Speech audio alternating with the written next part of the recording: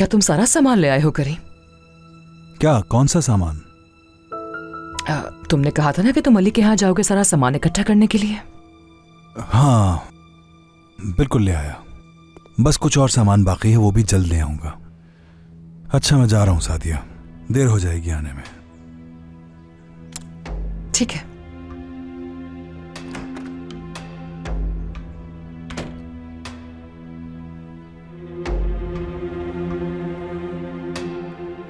तुम ये क्या कह रही हो मीना? जब आप पहली दफा जानान साहिबा से मिलने आई थी तो आप दोनों की बातें मैंने सुन ली थी।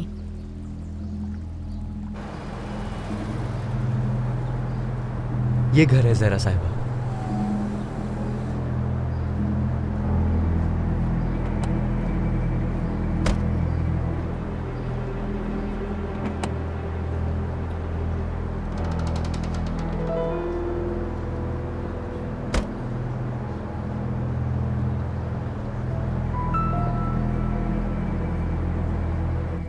क्या सुना था तुमने? आप दोनों ने 18 साल पहले बच्चे बदले थे।